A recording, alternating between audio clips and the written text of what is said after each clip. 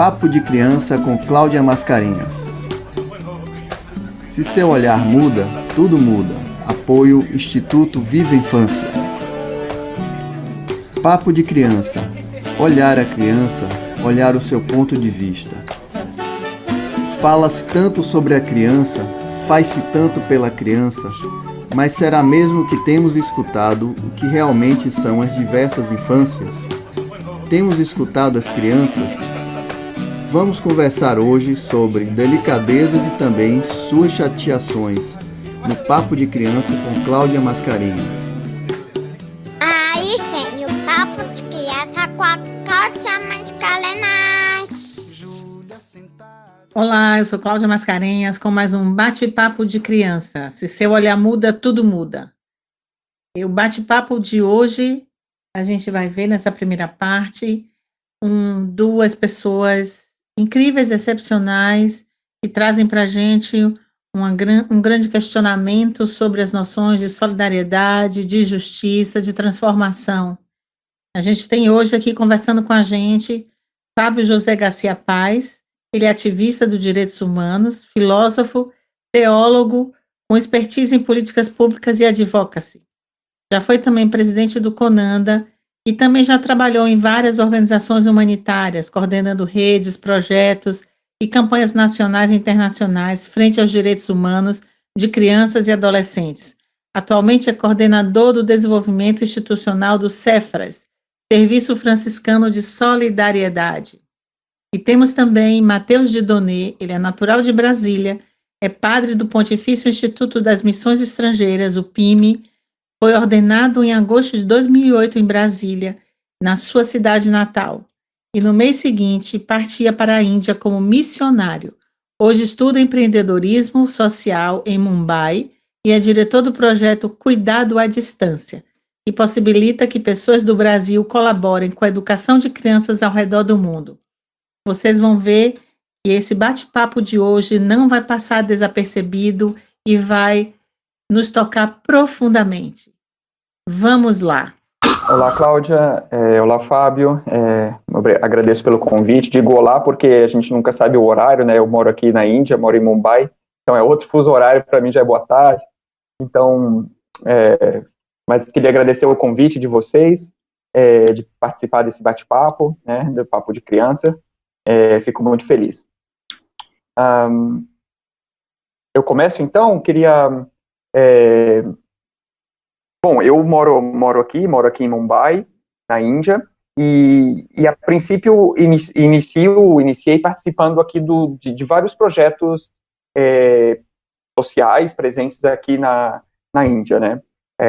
O meu instituto, eu pertenço a um instituto chamado PIME, Pontifício Instituto de Missões Estrangeiras. É um instituto fundado na Itália, e no Brasil está presente em alguns lugares, talvez não seja muito conhecido em todas as partes. A gente trabalha mais no Amapá, no Amazonas e no Mato Grosso do Sul. Embora em São Paulo a gente tem na Vila Missionária, tem algumas paróquias e a revista Mundo e Missão, que é uma revista que talvez seja conhecida de alguns nossos ouvintes. Pois bem, o PIME aqui na Índia tem vários projetos, né? E um deles é uma ONG chamada Lok Seva Sangam, é uma ONG que trabalha aqui nas favelas de Mumbai. Essa ONG iniciou principalmente na área da saúde, né, com a prevenção e tratamento da hanseníase, né, da lepra. E aqui em Mumbai, na época, era um caso muito sério.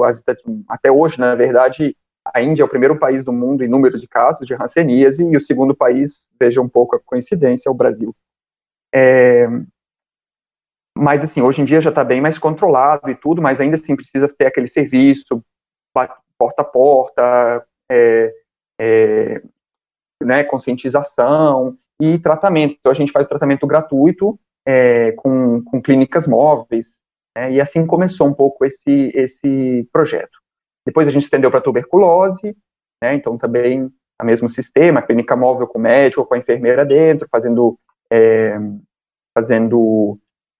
consultas gratuitas.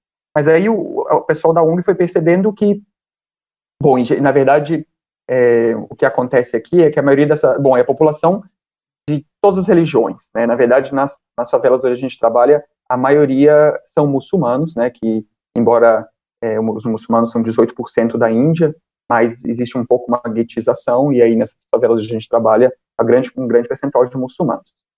E a gente foi percebendo o seguinte, que dos pacientes, eles tinham uma dificuldade muito grande de se tratar por, às vezes, falta de recurso mesmo, para ter uma alimentação. Então, a recuperação da doença não era o que deveria ser, porque não estavam se alimentando bem.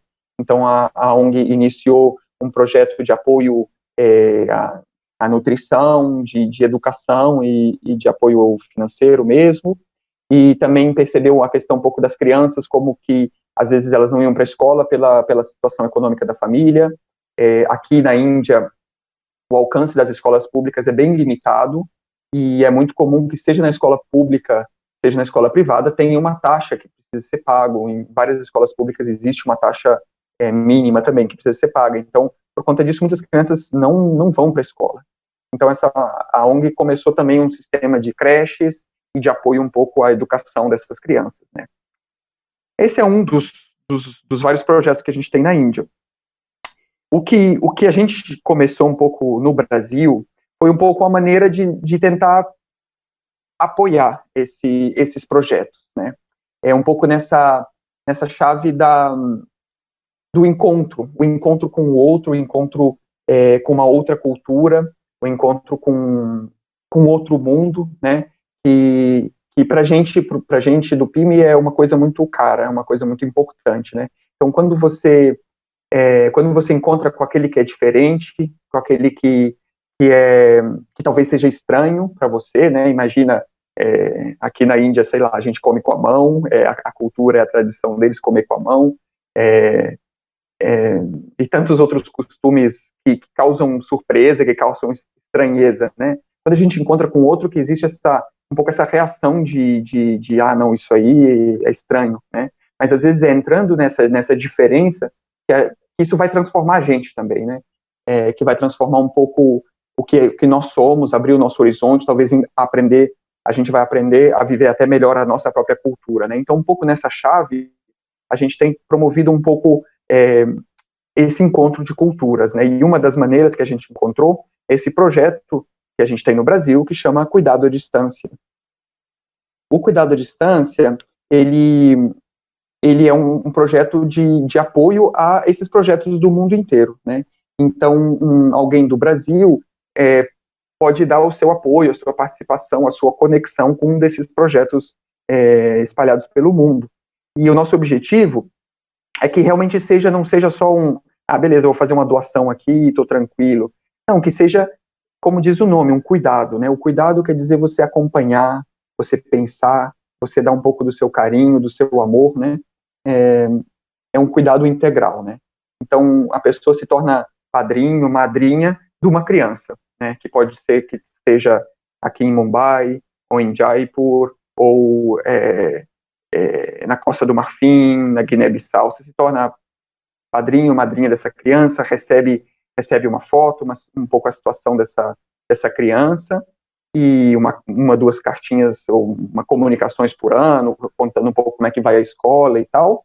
E aí pedimos que, pelo seu afilhado, você ajude também a pagar os custos da educação. Então é mais ou menos esse um pouco um dos aspectos do nosso projeto do Cuidado à Distância, que é um pouco a conexão dessas pessoas com o mundo, com essas crianças que estão por aí no mundo, né? Uhum. Muito interessante. E você, Fábio? Fala um pouquinho para a gente. Então, a maioria das pessoas, talvez, eu vou falar muito a palavra franciscanos, né? Porque a sigla, ela é de um CNPJ, né? Que é Serviço Franciscano de Solidariedade. Mas quando eu vou falar sobre os Cefras, eu vou falar muito dos franciscanos nesse sentido, para a gente entender qual que é a identidade, né, política, a origem dessa proposta. Os franciscanos, eles sempre foram, talvez o Matheus também saiba melhor que eu, mas os franciscanos, eles sempre tiveram um trabalho voltado fala o conceito de pobres, né? Então, desde as suas origens, aqui no Brasil, eles sempre trabalharam entregando o pão dos pobres. Os franciscanos faziam pães e entregavam para as pessoas em situação, naquela época, né, que viviam nas ruas ou em regiões precárias. E tem algumas histórias que dizem que nos seus conventos tinham porcos. Então, quando eles iam matar os porcos para comer, eles sempre dividiam parte disso com a comunidade local, né, com as pessoas mais desfavorecidas, os empobrecidos da sua época. E o Cefras, que é essa organização social, ela surge há mais de 30 anos com a sua prática voltada ao cunho da assistência. Então, os franciscanos começaram a realizar, onde eles estavam, experiências no campo social e muito ligado à assistência. Então, começaram a fazer um atendimento com a população de rua, oferecendo banheiros, chuveiros, e aí começou a pensar em profissionais para ajudar a organizar as demandas dessa população. E há 20 anos ela reorganizou essas ações, chamando isso de Cefras, Serviço Franciscano de Solidariedade, organizando então no campo metodológico e jurídico a sua atuação em algumas regiões do país. E o que o Cefras faz? Eu tenho debatido muito sobre isso.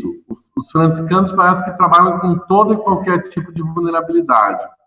Mas, na verdade, se você pegar Francisco de Assis, ele escolhe o trabalho com quem? Ele encontra com, na época, se chamava leproso, né? Pessoa com ancianise. E foi com o encontro com esse grupo que ele começa toda a vida dele, o projeto de vida dele e a visão de mundo dele. Só que quem eram, entre aspas, os leprosos, né, que se chamava na época, eram os invisíveis da sociedade, eram os que viviam extramuro do mundo feudal, e hoje eu costumo dizer que os franciscanos trabalham com os grupos invisíveis da sociedade. Então, hoje existem 5 grupos prioritários para os franciscanos no Brasil: população de rua, imigrantes, crianças e adolescentes em periferias de extrema vulnerabilidade, idosos sozinhos, e o segundo é um programa que eles estão reativando, é o programa de enfrentamento da questão da ancianice também. E aí, falando sobre esses públicos, existem atendimentos com aparelhos mesmo, assim, organizados. Então, em São Paulo, nós atendemos, antes da pandemia, nós atendíamos 300, 400 pessoas em situação de rua diariamente. Hoje nós estamos atendendo 800 pessoas em situação de rua nesses aparelhos, e aí que vem o salto com a pandemia. Como os espaços não comportavam mais, numa reunião de gestão dos franciscanos se toma a decisão: vamos ocupar as ruas. Então foi criada uma tenda no meio da praça, e a gente está atendendo hoje 4.000 pessoas em situação de rua, com alimentação no almoço e à noite, né, almoço e jantar, para essa população de rua. Nesse exato momento eu estou no Rio de Janeiro e aqui são entregues 800 a quase 1.000 marmitas e refeições diárias. Vocês devem estar se perguntando, de onde vêm essas marmitas? A gente instaurou cozinhas comunitárias, ou nos conventos dos frades, que tem muito espaço, ou em espaços de organizações parceiras, ou na própria casa das pessoas. Há uma rede de produção e de preparação desse alimento. E todo esse trabalho com a pandemia, e aí eu já vou deixando aqui a questão da dica, né, do debate depois, criou uma onda de voluntariado, mas não é aquele voluntariado que quer sair na foto. Voluntariados que saem de suas casas, que é época de pandemia, dormem muitas vezes num alojamento que a gente tem aqui, que é mais reservado e tem cuidados, e trabalham desde produzindo alimentos, a entrega, a limpeza, a organização dessa frente de enfrentamento à pandemia. Desde a entrega desde a entrega de uma marmita, a entrega de cestas básicas. Hoje a gente tem 6.000 famílias cadastradas recebendo cesta básica. Tudo isso com uma estrutura de organização, mas com um grande apoio do que a gente está chamando aqui dos voluntários franciscanos.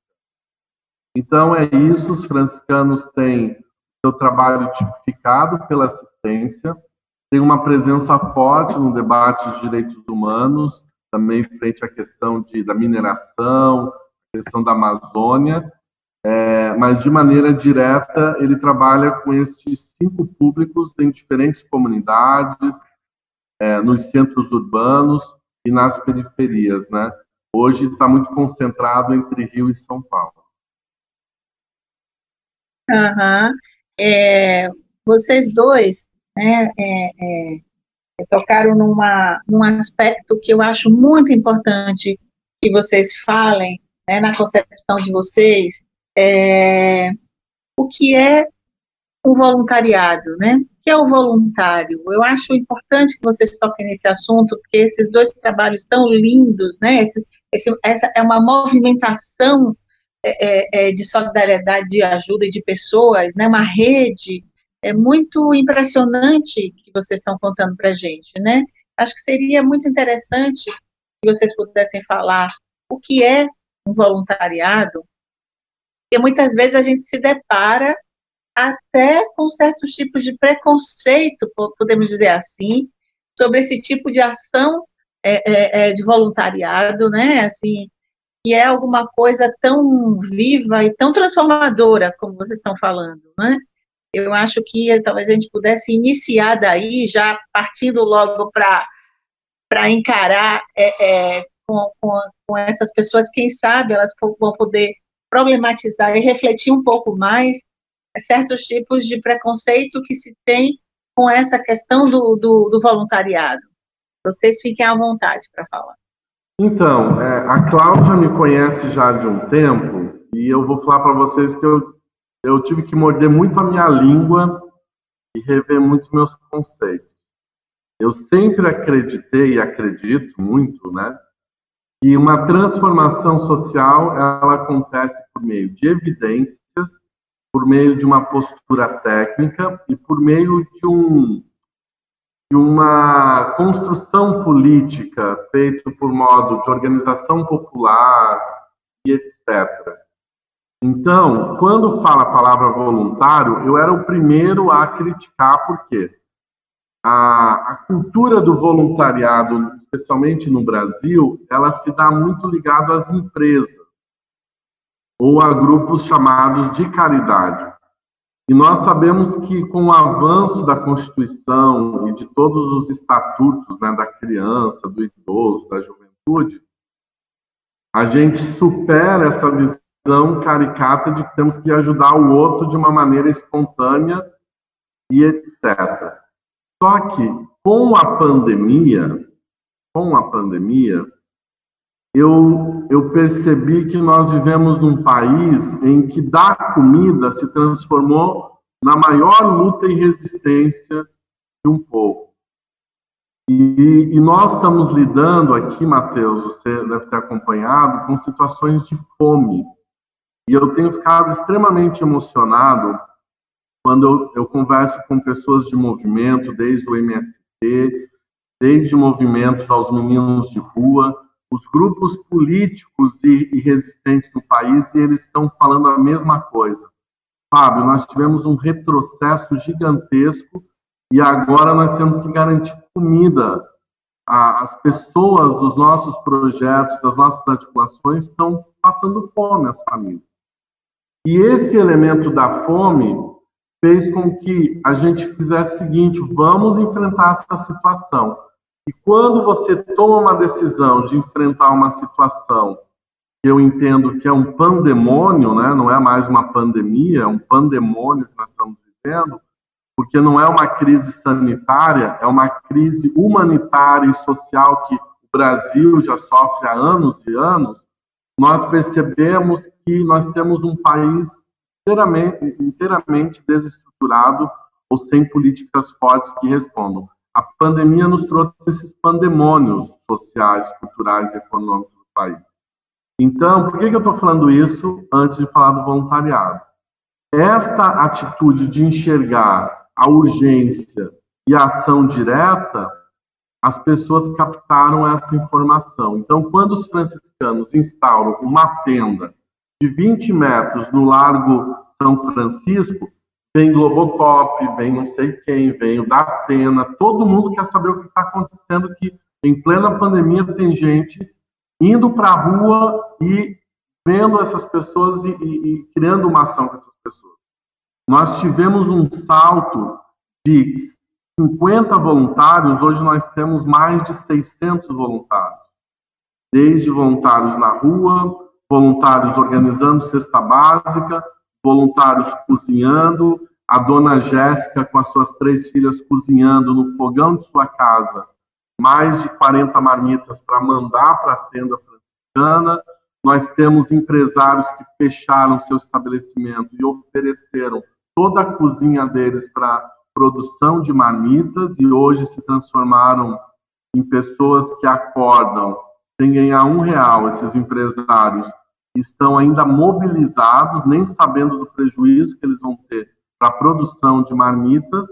Então, nós saímos de uma corrente de um voluntariado oportunista para sair no relatório de sustentabilidade das empresas ou para massagear o seu ego, para voluntários. Eu tenho ficado, gente, assim, hoje eu não vou fazer isso, mas eu tenho chorado em lives, porque eu estou aqui numa casa em Botafogo agora, são 18 a 20 garotadas, assim, sabe?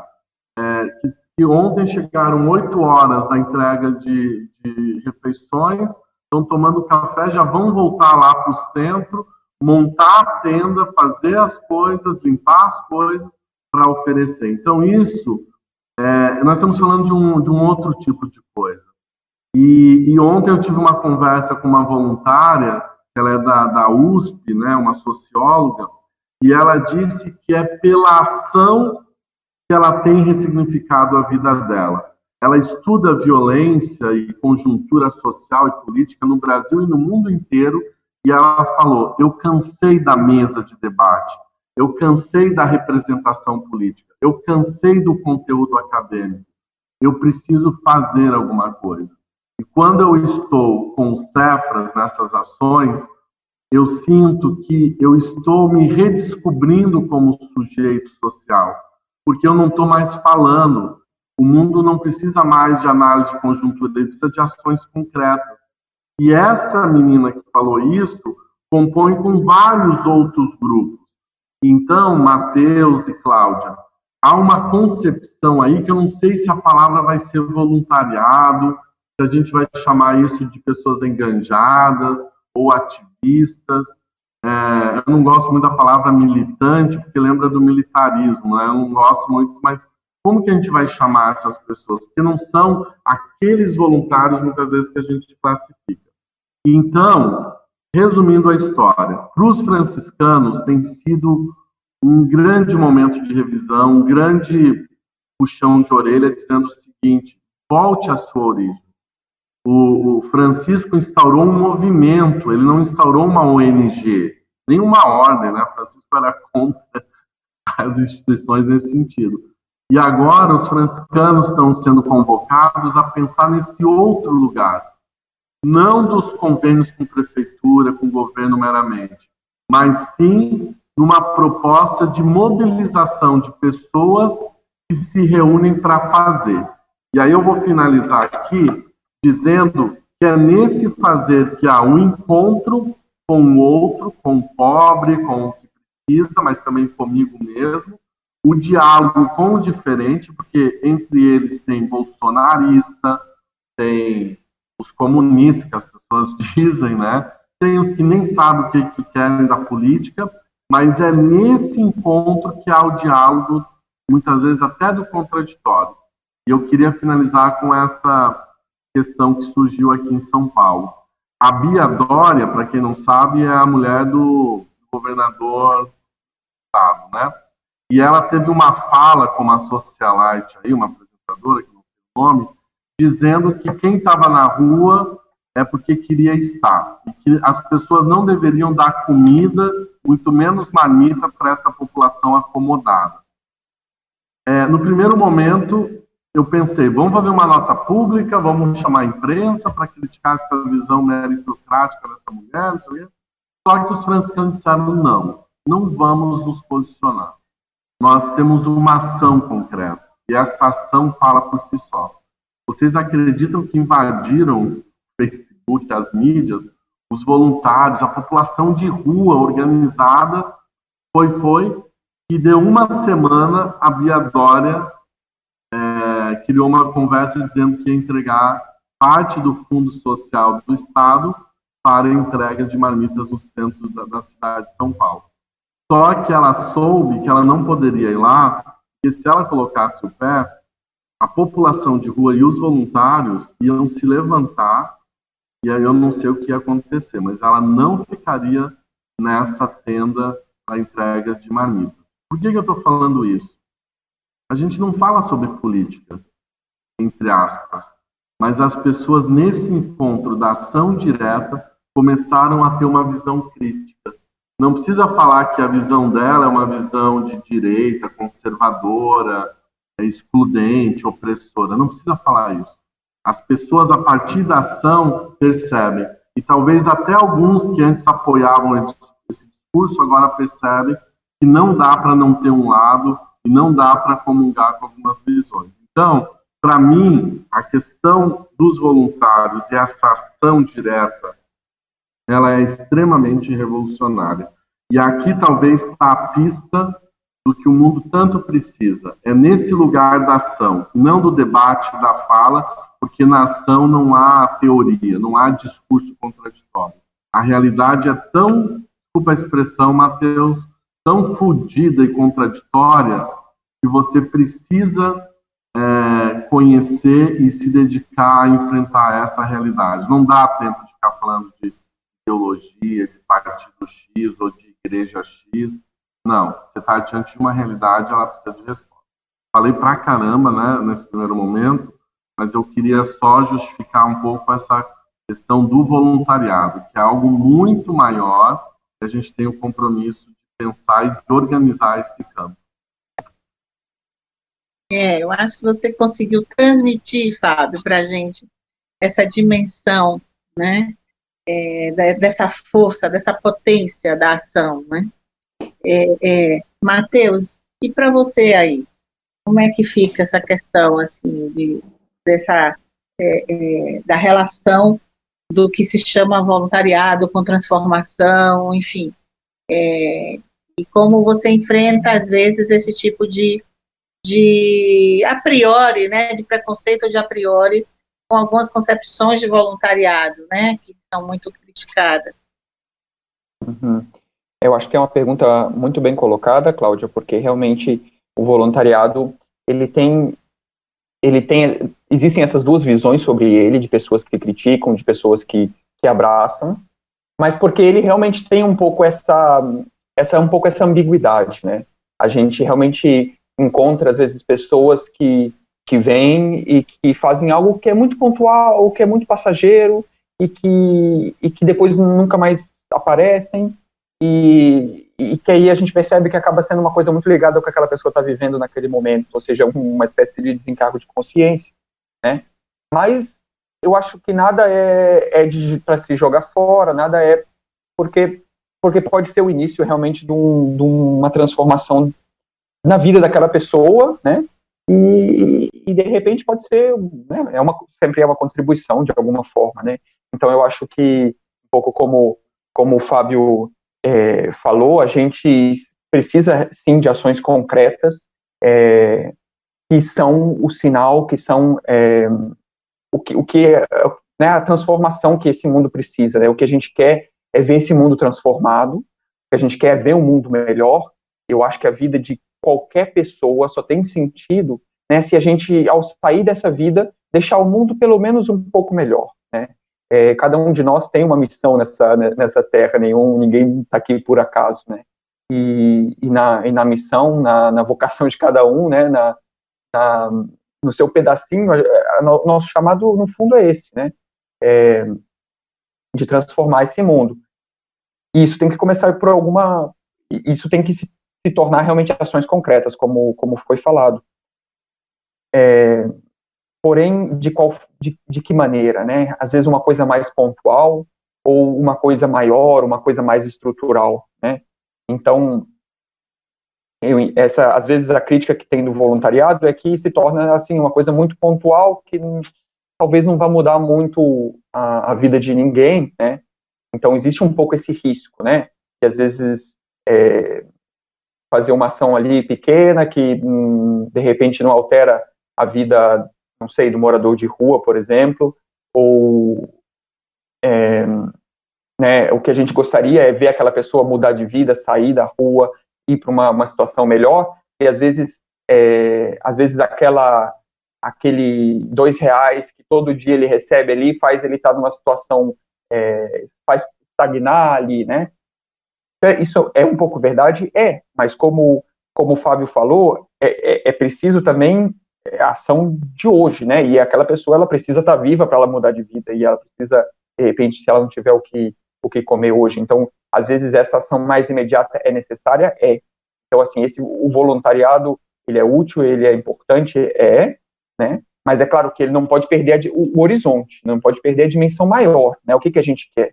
A gente quer realmente fazer uma ação mais transformadora, né? Então, ele não pode perder esse horizonte. O que a gente gostaria era uma mudança mais profunda, uma mudança estrutural, né? Não pode perder esse horizonte. Mas é verdade, no caso, eu que tenho um pouco essa questão também do voluntariado internacional, que muitas pessoas às vezes, eu quero ir fazer um voluntariado, quero fazer uma viagem que toque a experiência, entre na cultura e não simplesmente, sabe, vou ali, tiro foto do ponto turístico, que a coisa é o modo mais superficial que existe de você entrar num país, né? Tem pessoas que, sei lá, pisam na Índia, tiram uma foto no Taj Mahal e dizem que conhecem a Índia, né? Quando, na verdade, né, 98% dos indianos que eu conheço não tiraram foto no Taj Mahal, né? Então você realmente conhece uma realidade que eles não conhecem. E por outro lado, às vezes tem aquela pessoa que realmente, né, tira e entra naquela realidade, tira do seu tempo, da sua energia, do seu trabalho, e entra naquela realidade para transformar a vida das pessoas, e aí ela sai transformada, né? Eu acho que o Fábio vai concordar comigo que essas pessoas que quem mais entrou em jogo, quem mais se engajou, são as pessoas que mais também receberam, né? Quanto mais a gente dá, mais a gente recebe, né? É um pouco essa o que a mensagem de Jesus mesmo vem a dizer, né? Assim, que é dividindo, né? Que a gente tem mais, né? Então, eu acho que o voluntariado, ele mostra um pouco esses dois lados, né? A necessidade sim, de você se engajar, de você fazer uma ação concreta, mesmo que seja pontual, mesmo que seja pouquinho dentro do seu tempo, né? Mas que você não perca o horizonte, né? Que aquela ação pontual, ela tem que fazer parte de um projeto que transforme mais, e de repente, aos poucos, ela vai transformar mais a sua vida também, né? Porque, no fundo, é um pouco isso que a gente quer, né? Você vai pensar um pouco na mensagem de Jesus, o encontro, né, das pessoas que encontrou Jesus teve uma mensagem transformadora, né? Você pensa como uma mudança radical de vida, não sei, de São Paulo, por exemplo, né? O relato diz que ele caiu por terra. Cair por terra simboliza exatamente como a vida dele virou de cabeça para baixo, né? E ele se tornou uma outra pessoa. E é um pouco isso que acontece na vida de quem realmente se engaja, né? De quem passa a ver aquela pessoa de rua não como o desconforto de, puxa, a vida tá essa pessoa aqui, é desconforto de será que eu dou, será que eu não dou? Você fica naquela coisa e passa a ver ele como um irmão, né? Essa é a mensagem transformadora que a gente gostaria de ver, e aí eu acho que olhar dessa forma nos faz tirar um pouco esse preconceito do voluntariado, né? Como que o voluntariado, se ele tivesse a dimensão, ele é transformador. Oi, eu sou Daniel, eu moro em Salvador, tenho 6 anos e o meu livro favorito é dos dinossauros. E meu nome é Natália, amor. Eu tenho 5 anos, eu moro em Salvador e meu livro favorito é da Baralhinha na Ponta de Pé. Beijo, tchau. Oi, meu nome é Rafaela, eu tenho 8 anos, eu moro em Salvador e eu quero indicar o livro Marcelo Marmelo Martelo, escrito por Ruth Rocha. Júlia ainda não, quase tudo.